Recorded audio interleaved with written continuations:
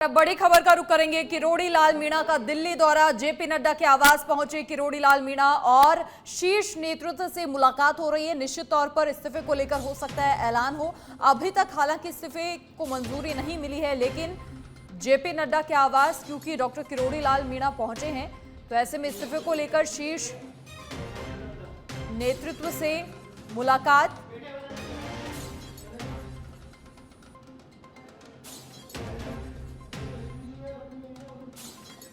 JP Nadda के आवास पर डॉक्टर किरोड़ी लाल मीणा पहुंचे, वहां मुलाकात हो रही है और शीर्ष नेतृत्व से इस्तीफों को लेकर ये मुलाकात। सबसे पहले तस्वीर आपकी टीवी स्क्रीन पर, जहां डॉक्टर किरोड़ी लाल मीणा जेपी नड्डा के आवास पर पहुंचे हैं। हालांकि अभी तक किरोड़ी लाल मीणा का इस्तीफा मंजूर नहीं हुआ है, लेकिन हाईकमान आला कमान की ओर से हो सकता है इस्तीफे पर फैसला आ जाए।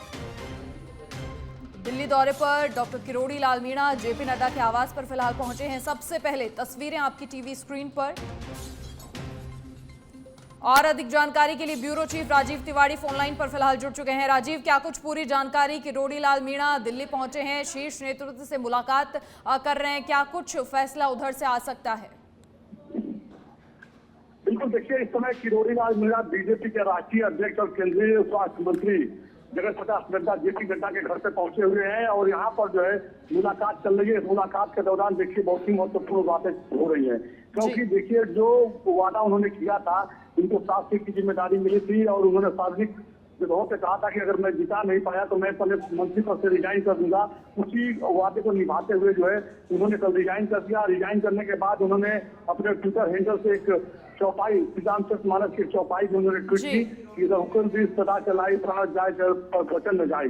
तो उसी वादे को निभाते हुए उन्होंने कदम उठाया। लेकिन बड़ी बात यह है कि देखिए अब जो है किरोड़ी लाल मीणा ने हार की जिम्मेदारी लेते हुए रिजाइन किया है। तो आने वाले समय में जो राजस्थान में हार हुई है तो और कौन कौन लोग इसकी जिम्मेदारी लेंगे, यह बड़ा सवाल है। क्योंकि सभी लोग कह रहे थे कि 25 सीट हम जिताएंगे, या तो सिर्फ यही कह रहे थे कि हम 7 की 7 सीट जिताने का वादा किए थे, नहीं जिता पाए तो हम रिजाइन कर देंगे। लेकिन यही वादा तमाम बीजेपी के बड़े नेता जो राजस्थान के हैं वो वादा किए थे। बहुत से ऐसे लोग हैं जो इसमें केंद्र में मंत्री भी बन गए हैं, तो सभी लोग वादा कर रहे थे कि हम जिताएंगे। तो अब आने वाले समय में क्या किरोड़ी लाल मीणा के पद चिन्हों पर चलते हुए कोई और जिम्मेदारी लेगा या इसको कैसे पूर्ण विराम दिया जाएगा? क्योंकि दिल्ली से जयपुर तक यह चर्चा का विषय बन गया है और सिर्फ राजस्थान ही नहीं बल्कि दूसरे राज्यों में भी ये चर्चा का विषय बन गया है। खास करके उत्तर प्रदेश जैसे राज्यों में जहाँ पे लोकसभा की 80 सीटें हैं और वहाँ पे भारतीय जनता पार्टी 75 से अधिक सीट जीतने की दावा कर रही थी, नहीं जीत पाई।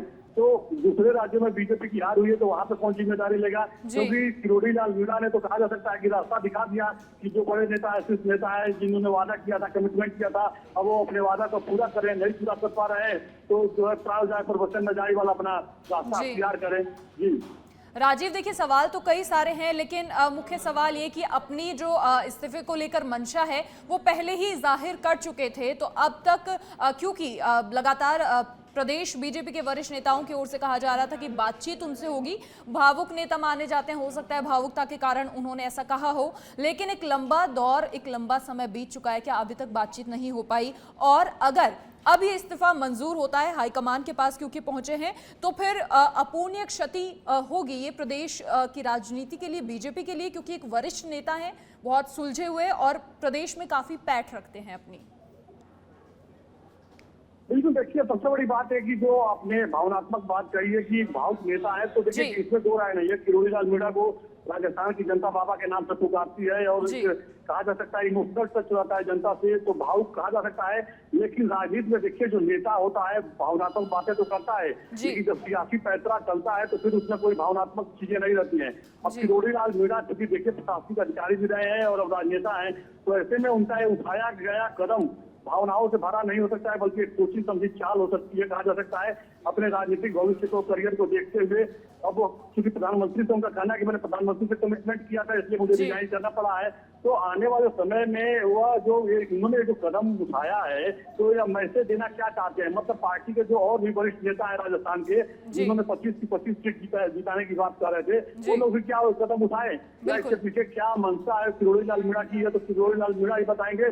फिलहाल इतना जरूर है कि किरोड़ी लाल मीणा के इस कदम के बाद सियासत गर्मा गई है और सिर्फ क्योंकि ये बात तो देखिए राजस्थान से उठी है, लेकिन पूरे भारतीय जनता पार्टी के अंदर यह चर्चा का विषय बन गया है। क्योंकि अगर देखा जाए तो भारतीय जनता पार्टी देखिए, अगर बात किया जाए मध्य प्रदेश को छोड़ करके हिंदी के जो तमाम बेल्ट हैं, उन बेल्ट में वो प्रदर्शन नहीं कर पाई, जिस प्रदर्शन को लेकर के तैयारी की गई थी, रणनीति बनी थी, चाहे उत्तर प्रदेश हो या महाराष्ट्र हो या दूसरे राज्य हो।